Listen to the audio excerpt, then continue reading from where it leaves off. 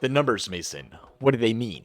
They mean that 7th Tachyon is broken, and the number one card players are on the lookout for out of Maze of Masters. And now while some players were anticipating this set to be a total flop right off the release, we are seeing that the prices of many cards in this set have been increasing in value. And now the 7th Tachyon is the most anticipated card in this set because it allows the Yugioh deck in particular to add all sorts of consistency to their combo line. And we see this reflected directly in the price because even just for the secret rares, they're sitting at about 63, 64, closer to the $65 mark as you go lower in the page. And now this is to be expected because every single Yugioh deck wants 3 of these in the main. And again, with the consistency that it adds and how powerful the deck already is in the metagame, it is no wonder that these cards right off the rip are at that $65 price tag. Kinda reminds me of that bonfire. And now if you want the collector rares of the 7th Tachyon, you are paying closer to that $110 mark. Yes, you got some 105s, but they quickly turn into that 1010 price tag. And I don't know about you, but that is a little high. For the meta players out there, I know you're going to shell out whatever you need to make sure you have that advantage, but I think for the 7th Tachyon, whether that's the collector rare or even the secret, they might hold some value, maybe go up a little bit in the short term, but as we know, at some point in time, they are going to decrease in price quite a bit. And again, I think the best card we can look at for this is Bonfire. And the treatment of this card might be reflected similar to Bonfire as we see its most recent release in the Bonanza set. So 7th Tachyon in the short term might go up a little bit, but in the long term, I think we're going to be seeing it, kind of have the exact same treatment we see with that of Bonfire. So again, meta players, enjoy it while you got it.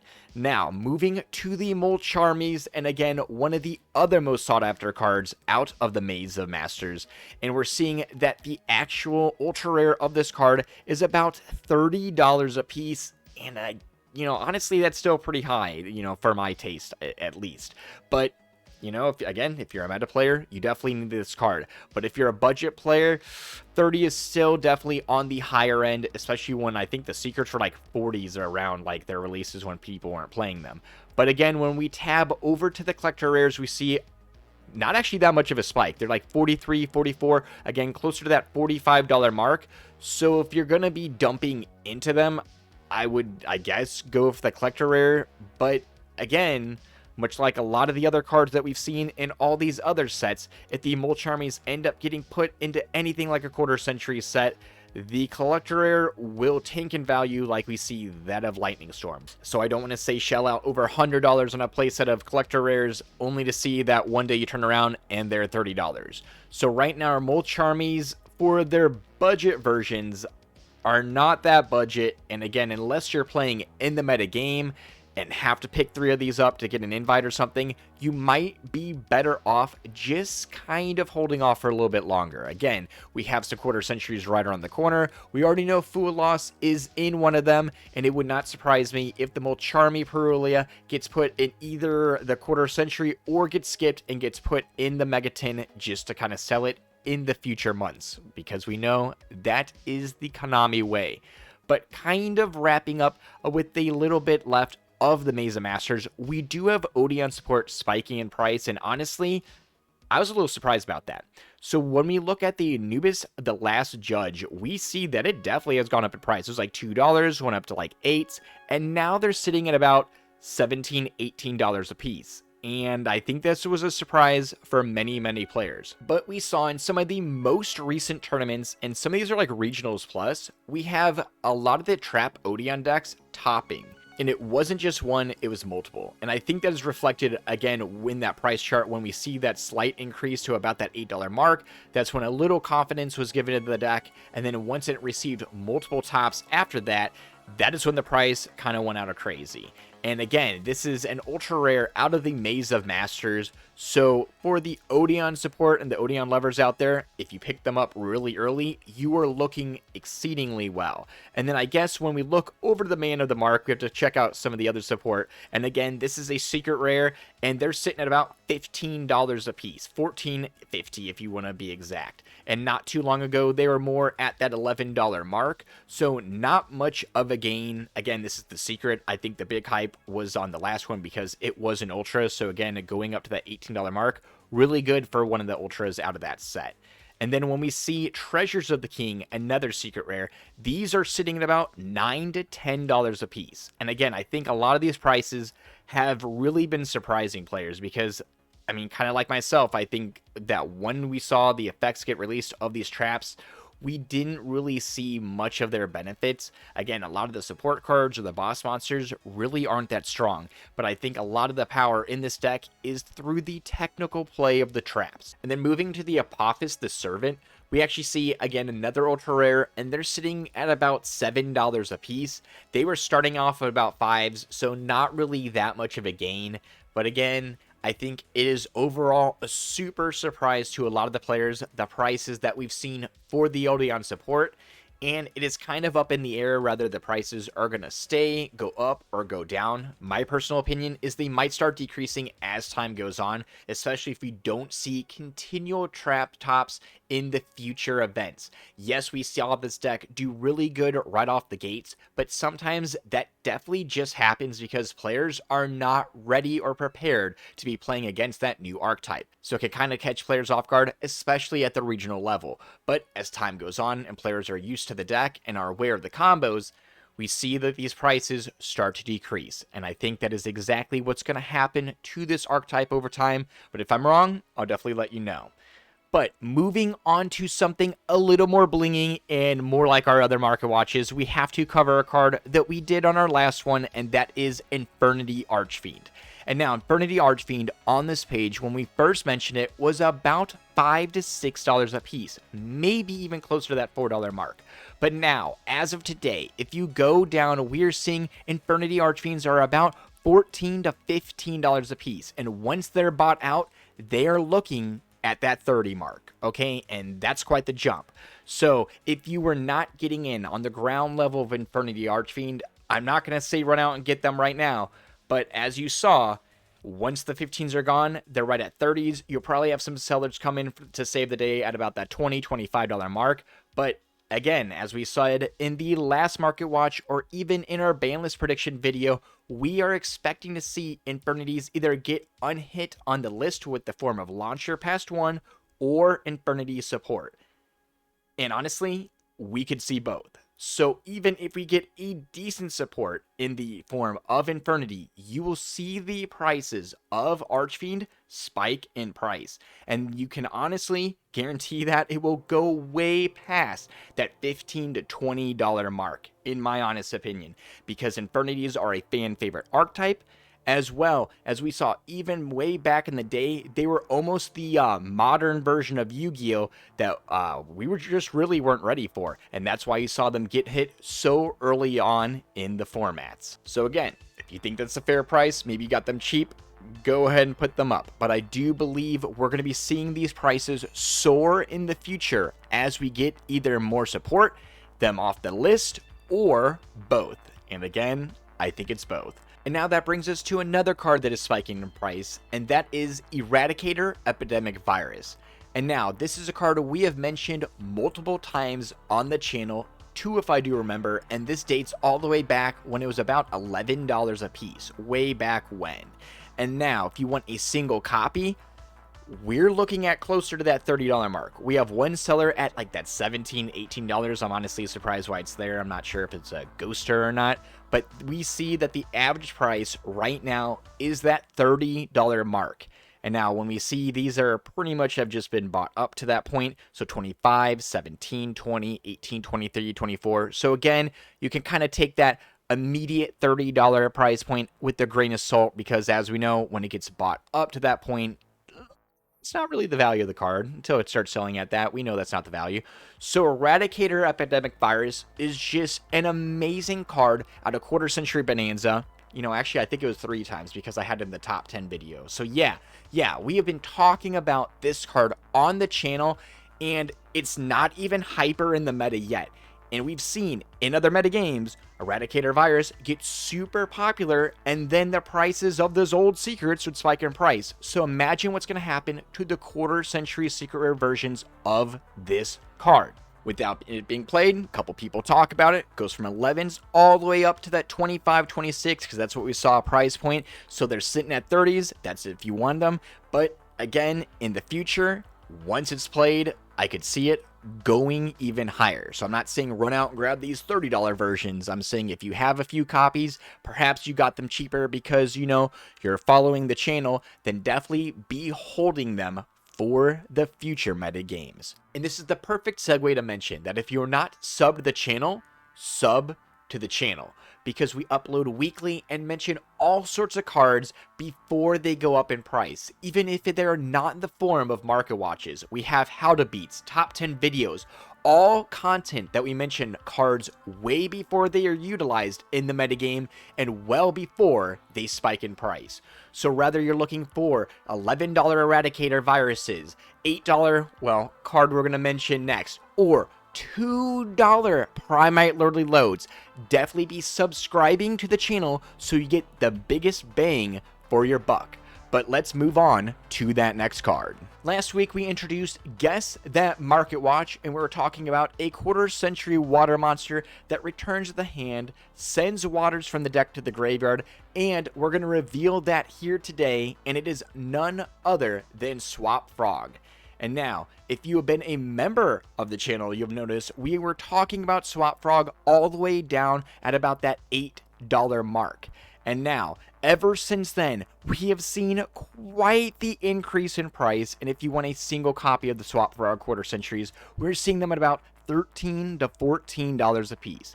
And on the next page, there are a couple for that $15 mark for some euros, but honestly, even that price is pretty decent. But when we look over at the ultimate rare Swap Frogs in comparison, we'll see even though they have the new ulti in the quarter century, they're holding some value. Still at about 110, 111, and we will know that they were all the way up to about $300 not that long ago, well before we saw all the reprints or all the quarter centuries, okay?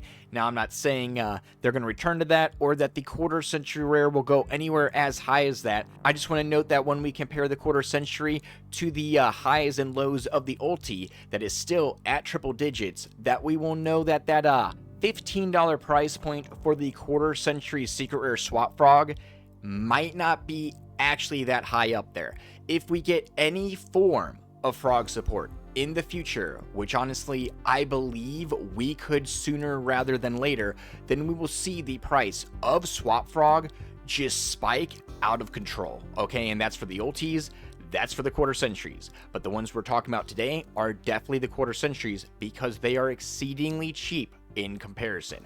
Yes, they're not that $8 price point that we saw. They, you know, you can maybe get some, there's, like I said, they're looking like $13, $14.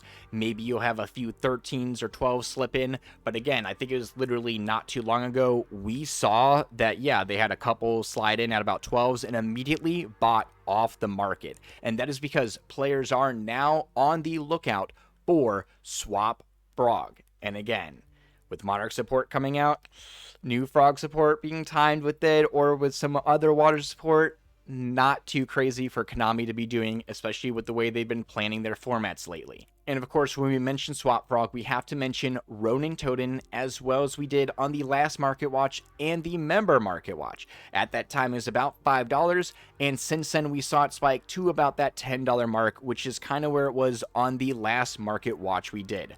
So, Ronin Totem sitting at about that $10 mark, Swap Frogs at about 13, 14s for quarter century secrets, compared to what we saw for the tournament packs or the supers when we saw with the Ronins.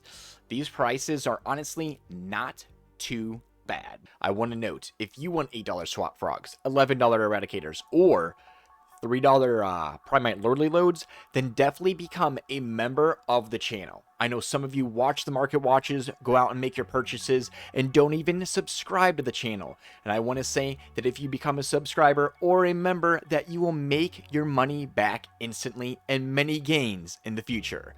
But let's get back to that Market Watch. Totally awesome is the next card we totally have to mention when we bring up Frog support. Much like Swap Frog and Ronin Totem, if we see any support given to frogs, the awesome will increase as well.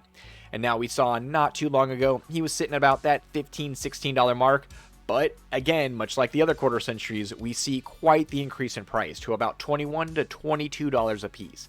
So, not as low as it was, but if we see any form of support given to frogs, this will be a new low. And now where I would say even that 15 mark for those swap frogs might not be a bad option, the Totally Awesome being a card that is in the extra deck and might not be a consistent 3 of, we see time and time again, a lot of those options won't spike in the same way as the main deck monsters. But even given that, if we see any support to frogs or a level 2 Aqua support in general, then we're going to see that these Totally Awesomes will go up as well as the swaps and Ronin Totems. So again, up to you if you think this is a low or a new high, but if you're holding on to some, I think that's the best case scenario. And now when we mention frogs, we have to mention their best friends, the Monarchs. And now Domain of the True Monarch is a card we definitely have to mention, especially with the Monarch support being released in the OCG. So Domain cutting off the special summoning aspect of the opponent's deck when you're playing Monarchs is definitely something players are going to be looking at. And now, out of OTS 3, we see super rares some time ago were about 50 cents a piece, and they have spiked all the way up to about $3, okay? And that's quite the spike. But some players are kind of wondering if this card is not going to see a little bit more of a bump once the Monarchs release to the TCG. And that is because, yes, this card could see another reprint, whether that's a rare, a common, or even something like a super or ultra.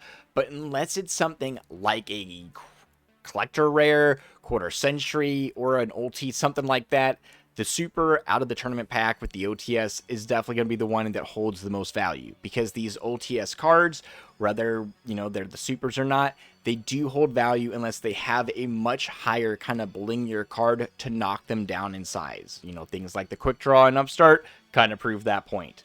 So Domain of the True Monarchs has gone up in price, but this leads players to wonder, what is the future of this card? Will it be as powerful as it was quite so time ago? And if it is, will the price of the OTS go even higher than that $3 price point? I could see it maybe adjusting its way to $5 in not too long of a time, especially if some playtest videos come out of the Monarch deck and we see them in a successful manner kind of hitting against the meta. Spell Card Soul Exchange is one of the most interesting cards we've actually had in quite some time, so we definitely have to mention it, especially when we bring up the Monarchs, okay? And it seems that other players have kind of had the same idea. So it was about 26 cents. They're about 50 cents a piece right now. Yes, you'd be paying too much because of the shipping, but once we go to the next pages, we do see them, and there will actually be many that are sitting at about that 50 cents price point, even that 75-cent price point. So not too shabby, a little bit higher than that 26 price point, because quite some time ago people were actually buying this out because of that new Monarch support. And this is because, yes, we do have Stormforth that will technically potentially be more Monarch friendly, because a lot of the Monarchs do only require one tribute to get off. But if you do need two, then the Soul Exchange for the Spell Card Soul Exchange is definitely the route that players will go. We have seen that, yes, we see some new baby Monarchs, some new Monarch spell and traps, but we haven't seen new boss Monarchs. And we saw the Chaos kind of Dark Firestorm Monarch not too long ago, and it was a flop, and I think Konami immediately was like, wait a minute, we need to go a different route. So the new Monarchs we've seen, players are liking. And I do think that at some point in time, we're going to have more monsters kind of fading in, whether that's, one tribute monsters or two tribute monsters. And I think players are prepping for that potential two tribute monarch phase. And now, Soul Exchange would be the perfect card for that, because not only can you tribute multiple monsters off your opponent's board, but it then protects your monsters from being tributed. So yes, if you have an additional monster and they have something like a Dimension Shifter in hand, they can tribute your monster, summon their Dimension Shifter, and that would suck. But a lot of times you're going to activate the spell card Soul Exchange, tribute to their monsters, and again, unless they get, negate the Soul Exchange itself, you're tributing their monsters, so it's not like they're going to be able to prevent that or anything. And then you will summon out your Monarch, and if you have no other monsters, that Monarch can't be tributed. So the second effect of Soul Exchange is null and void. And I think this is the main reason we're seeing players or whoever that was stock up so highly on the spell card Soul Exchange, because if we see 2 Tribute Monarchs or anything like it enter the fray, this card is definitely going to be hot. And honestly, it's a card that many players need to be on the lookout for, and a card I've been interested in for quite some time, and honestly wish I would have picked up more copies. So, take that with whatever you may. But going into another 2 Tribute King is Light and Darkness Dragon, Quarter Century Secret Rare. And these are actually very, very cheap. And we brought them up not too long ago on this channel when they were honestly probably like closer to the $2 mark, maybe like $1.75 or something. But now they have fallen all the way down to $1.50, $1.70. And honestly, you'll love to see it in the short term because there are so many on the market. So this card will be cheap for quite some time. So to the players out there that want to go out and get a cheap copy of Light and Darkness Dragon, definitely do so. I would say sooner rather than later, but unless something crazy happens or some mega buyout happens, this card will probably be about that $1.50 or $1.60 for quite some time because we have literally over 1,000 in the optional. But that leads me to the point that the Light Darkness Dragon could potentially get played against or in the Monarch formats that we see in the future, especially if players are teching things like the Soul Exchange in their variants. Then it would be easy to bring out the Light and Darkness Dragon and then prevent your opponent from playing multiple cards right off the rip. And again, they would not be able to tribute it off with the Soul Exchange's effect because it would be prevented. So to the players out there looking at Light and Darkness Dragon, this is definitely the probably low it's going to be. I mean, it could go down a tiny bit, but I don't see this card going down to $1. It would get bought out immediately if it did. And now moving on to the next card that is super cheap still, but has gained a little traction since we mentioned it last, and that is Yugioh. And again, keeping with this Monarch kind of support trend that we've been seeing, these have been noticed slightly, and that is because once this card is in the Pendulum Zone, you can destroy it, draw 1 card, it goes to your extra deck, and then from there you can summon it immediately to your board. So even if you're playing a domain deck, you will actually be able to get around many of the effects because it will then be outside of the extra deck and you have a free tribute fodder right then and there. Okay, and again, if you have the 2 Tribute Monarchs and you really like Stormforth, there's a tribute and a Stormforth right then and there. But we've seen not too long ago, some players are been picking up their copies. 3, 3, 3, 3, 3, 3, 2. When I was looking at, we had some random guy buy it 25 on the 11th, and I think that's when a lot of the other Monarch support was getting bought out because I think that's when they were like releasing the support and people were getting ready. So Yugioh, super rare from OTS Tournament Pack 20. For 20 cents, literally 20 cents, 24 cents, big fat chunk right here, 24 cents a piece. If you need it, maybe you want Light and Darkness Dragons and the Yugioh, you can literally get both 2 playsets from that guy down there with the Gamer's Choice, and you wouldn't even have to pay for shipping. So just hooking you up, okay? So Yugioh could definitely be a card in the future that once players utilize or once Monarchs become relevant in the meta game and players realize this is just a free upstart and tribute fodder in that deck, we're going to be seeing 20 cents be a way of the past because these are just penny stocks for this card, and for an OTS super rare, we could see it go much, much, much higher. And now, last time we mentioned Yugioh, we did have to mention Primite Imperial Dragon. And now, before we just skip, I want to note, I'm not saying this is going to be a super spiker, but when you're talking about Monarchs and talking about tribute summons, you have to mention Primite Imperial Dragon with the Primite support. Very good card. And with its effect being able to basically negate the entire opponent's effects and then banish their board, that's something that you actually have to mention when we're bringing up the Monarchs, because they will actually be able to hit out all sorts of types and attributes. And if they're utilizing the Primites in their deck, which we might see them do, and I did mention way back in the day when we were talking about the Primites at $3, as well as the domain builds, kind of hand in hand. So all these cards we're mentioning, we've talked about before, okay? And since then, they've gone up in price quite some bit. And now, if you want a single copy of the Imperial Dragon, they're about $1.50, $2 a piece once you start slapping that tracking on, because once you go on the second page and you start going for multiples, yes, that is that $1 a piece thing. So they're $1 if you're buying multiples from one seller, But if you're just buying one single one, they're literally closer to that $2 mark. So try to stack up or get multiple copies to get that shipping down.